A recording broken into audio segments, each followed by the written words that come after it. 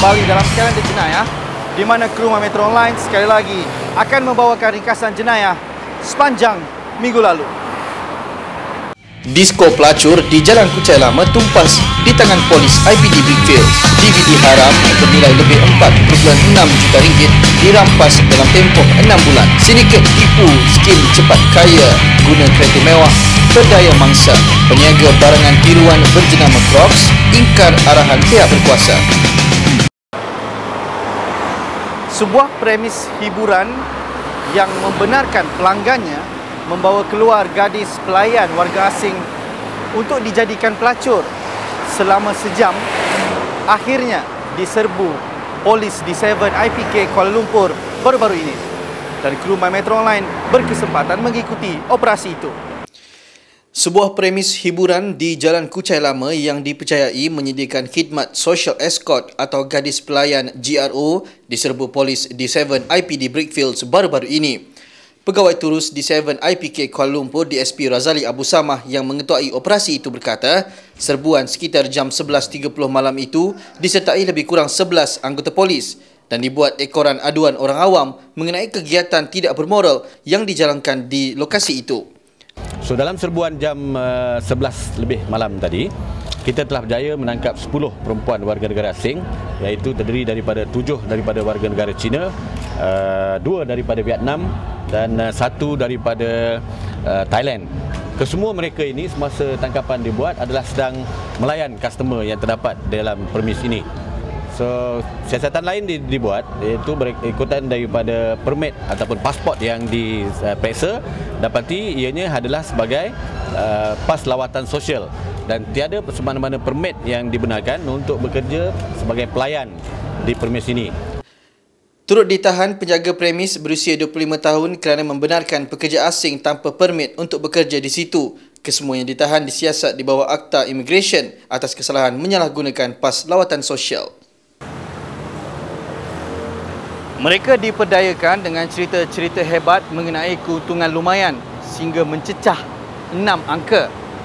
Namun sebenarnya golongan berpendapatan rendah yang rata-ratanya kaki tangan kerajaan ini ditipu sebuah skim cepat kaya yang bergiat aktif menipu orang ramai di seluruh negara sejak beberapa bulan lalu. Kumpulan sasarannya ialah kaki tangan kerajaan berpendapatan rendah yang dimomokkan dengan keuntungan lumayan mencecah puluhan ribu ringgit sebulan serta berupaya memiliki kereta mewah bernilai ratusan ribu ringgit.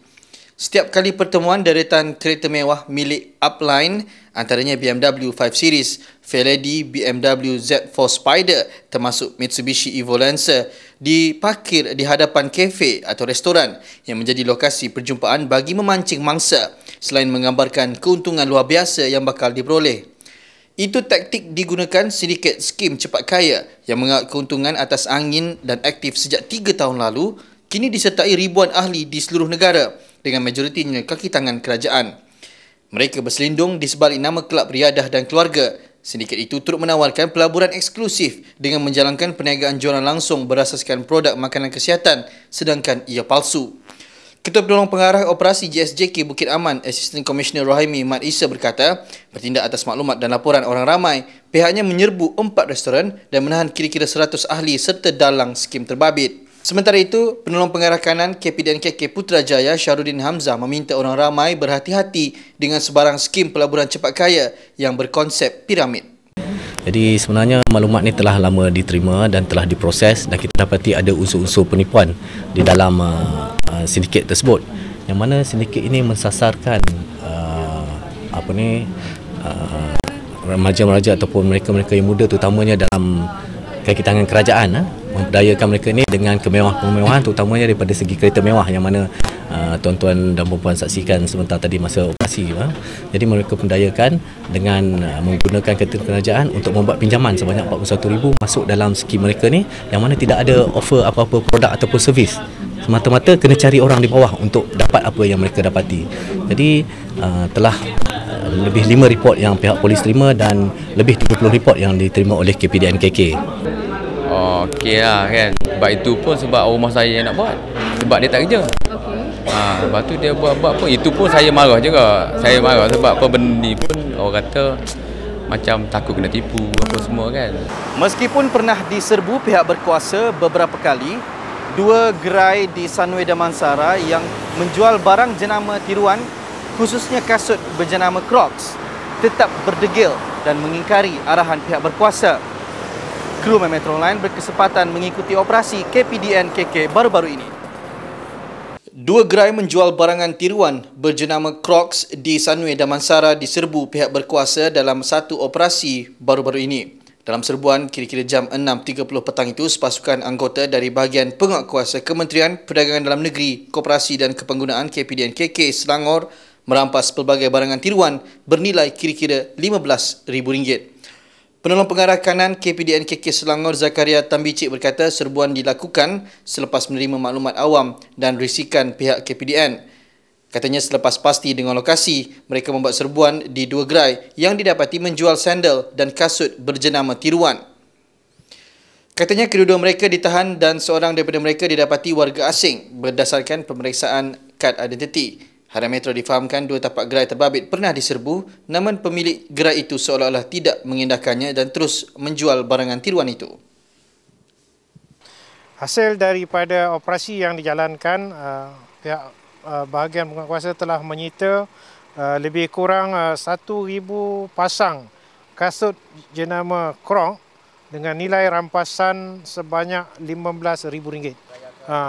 Kemungkinan barang-barang ni banyak di pasaran disebabkan kemungkinan menjelang hari raya bulan puasa ni lah, hari raya nak dekat.